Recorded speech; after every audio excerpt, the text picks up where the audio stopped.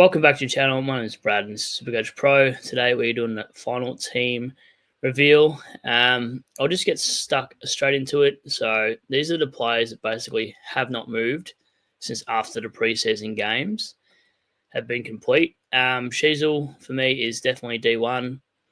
Roberts, we'll see how he goes tonight. His pass mark for me is probably about 100. For him to be a relevant D6. Perryman, I think he should be a pretty safe selection as well, just with the tackles. He's got the CBA roles. I'm pretty happy to start him. Only issue is there's no one to really go down to from him if he fails. It's the only concern. Leak, hopefully he's named on that extended bench or on the actual field. Come finalising teams tonight. And then Trainer's one I think can debut on the Thursday night, just with that last half performance against Collingwood. I think he played really well, and he's a guy that could play as that third tall down back, especially while Bolter's missing. Then we'll go to the midfield, Oliver and Chera. So Oliver speaks for himself. I was just sort of waiting for him over the preseason to really have good practice games as well. He looks as fit as I can have seen for a while, as far as I can tell. And then Chera, look, he's a bit of a pod, but injury prone. I've been hot on this guy for, I reckon, maybe about a month. Worried about his body, but you kind of start these risky picks and not bring him in. So you either start him or you just leave him completely. And then the rookies, I base my team around the rookies that I'm confident in fielding. So obviously I'm not going to field Hall or Boxshell, but Foss, Nod, Ashcroft, and Sheldrick, I'm pretty confident in fielding. Nevitt would be a bench option just in case Chris Scott does Chris Scott things and decides not to give him enough time on ground or become sub or subbed out. Sheldrick, I think he'll take Mills' spot for now. We saw he turned up in the Pracky match. Ashcroft has a bit of forward craft, so he might even get forward DPP potentially. Foss might get DPP down back, just the way he's been playing, sort of half-back wing. And Nod will come up to stoppages, be a bit of a winger, half-back flanker. He could be a bit of a mix. His scores, I feel like one week he'll score you a 50, then the next week he might get a 90, just depending on where the ball is on the wing. And then down back, we'll figure that out in a second, I suppose. DeConning for me, since the news of Pitnat being injured, he's been pretty much locked in there so far. I just don't really have an exit strategy. If I have to swap him from Cherry in 6 weeks' time because Pitnat's back and ruins that side, then I will. But yeah, for the meantime, solo Ruck just means his scores are going to be pretty crazy, and maybe someone like a Mackay might just pinch hit in the Ruck potentially. Horn France has been locked for probably a month or so now. Same with McRae and Daniel were always locked in this side, but those are the three that haven't really stayed. Haven't really moved. Rankin's come and go. I'm not completely sold on the Rankin pick just because there's not a lot of upside for the pick.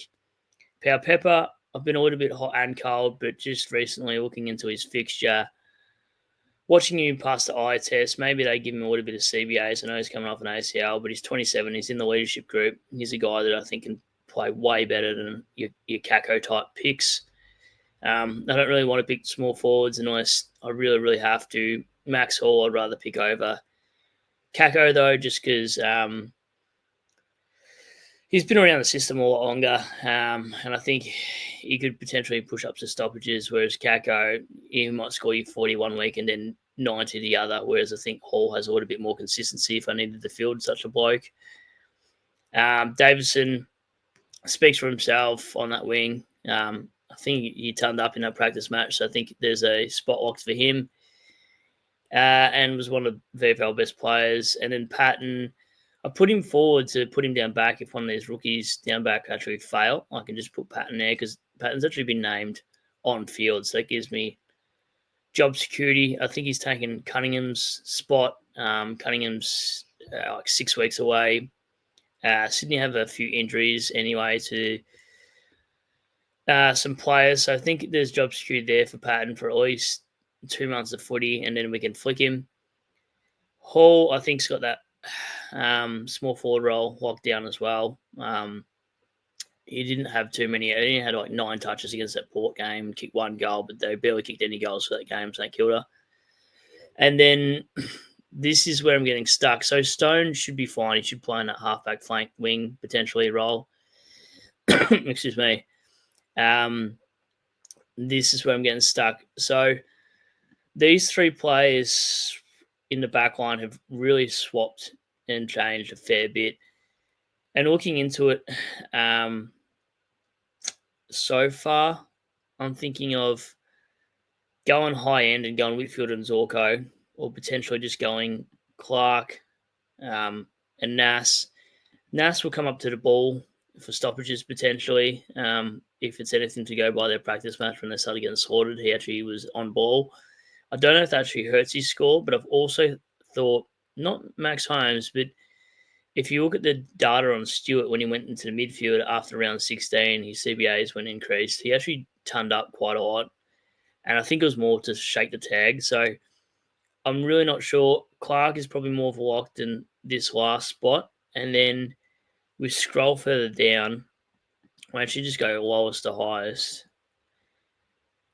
And I think I'm going to pick the Essendon bloke because I think he's taken Kelly's role as a sort of a lockdown small defender.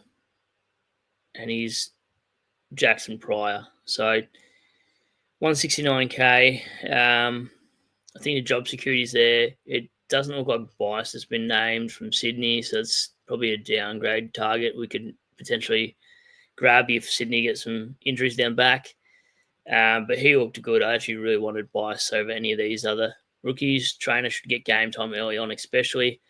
But these other rookies around the mark, I'm sure we'll find someone. So I'm not too stressed out about that. Gibicus isn't ready, so no one pick him.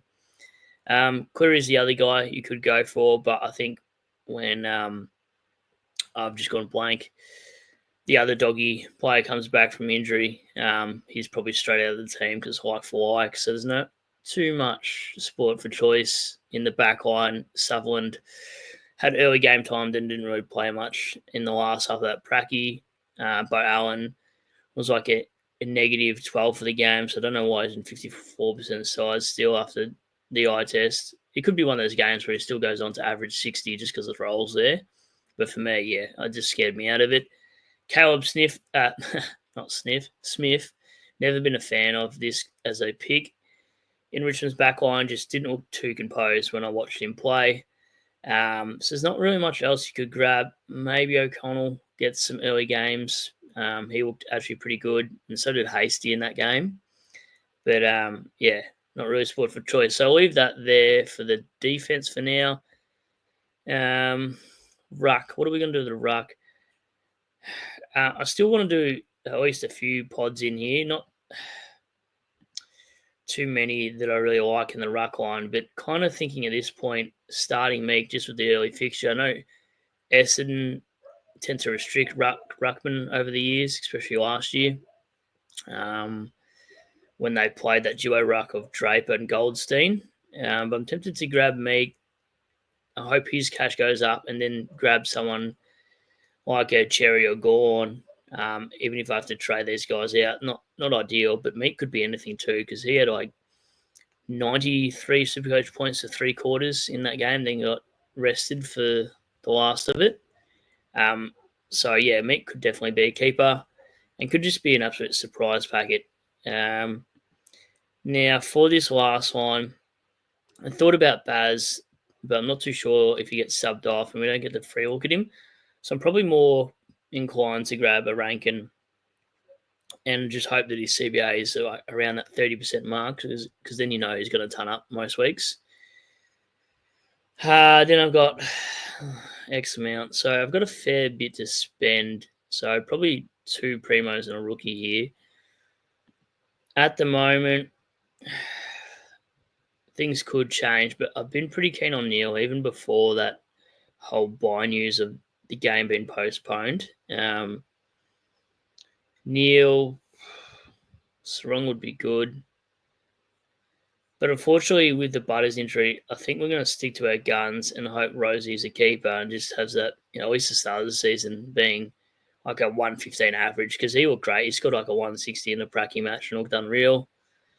And then 329 is such an awkward price to have. So the leftover money, wasn't keen on him, but sometimes you just got no money to really be tempted elsewhere. There's no other rookies I can think of that I haven't got in my midfield that I'd want to actually put on the flex position. So probably Matty Flynn, and then worst case I can downgrade to somebody else if I need to. So yeah, like I said before the video, those whatever it was, 8 spots or so aren't finalised in my side.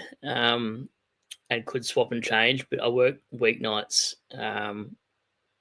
pretty late, so you won't get a team update for me just because I'm pretty much on Arvo night shift sort of thing. So this is as accurate as get, and then I suppose Monday week you will get a way more accurate side because that will be my team review end of next week, of course. So that's pretty much what it is at the moment. The only thing worrying about this side is probably I'm going to get a lot in the comments is there's not a lot of captain options in there. I'm very aware of that. So that's why it is a chance of putting a Cherry in there or something like that. Also, a chance of putting like a Finn Callahan in this side potentially. He's 441k. So if Chera does get injured, I do have options to go down below. I thought about like if any player gets injured, who do I got to go below? As opposed to up, because I really don't have much money in the kitty to muck around with. Like it's not like 100k, it's still enough, but 67k sometimes. Like if Roberts doesn't do well, that 67k isn't great for an upgrade in the back line. Obviously, you could pick a pod like a Bailey Dale. That was the guy I was trying to think of before for the Cleary selection. But 502 leaves me really stranded if he doesn't do well tonight, Robert. So it's a total restructure. If any of these guys don't do well, like even if Meek doesn't look great, then I've got to restructure my whole side almost just based around a couple positions. But for my side in general, probably more of a guns and rookies approach. I think this year I've called off Peatling. And I don't know if there's too many other hyped players. Maybe Rivers, I actually got scared of. I watched him in the Pracky game, and he was like the 5th, 6th banana in that CBA role. So that looks like an awful pick now. So, yeah, fingers crossed Roberts does a solid job tonight. I'm looking for him to be on kick-out duty as well. If he can get at least half those kick-outs, I'll be happy with Blakey. And then, yeah, the rest of the side should be okay. So if we're counting the primos, you sort of got 3 mainstays, and then you're hoping Roberts or Perryman is a keeper. So let's say 4 out of 5. One might be a miss. Then you got hopefully 4 in the midfield. That's 8, 9, 10 if you include the ruck line. 11, 12, 13 because Caleb Daniel and McRae will be locks. But worst case, at 13, if I do got to switch out a Chera or a Rosie because something happens, you're still down to 10, 11 at worst. So I think this side is pretty much where it's at. I do apologise if there is a few changes because the team sheets come out while I'm working too. So there might be a few change ups. So don't get annoyed at me for that. That's what happens on Arvo shift. So thanks for watching again. Hopefully you enjoyed. Don't forget to leave a like and sub if you haven't subbed already. I think like 50% of you aren't subbed, but keep watching the videos. And then, yeah, live stream on Sunday nights should be pretty consistent throughout the year. Probably do a few with Steve from SDS, of course, who jumps on for those, or AFL Rookie Coach is also on board for those, just whenever those two are free, and then some others during some later rounds as well. So thanks for watching again. Hopefully you guys have a good one, and cheers.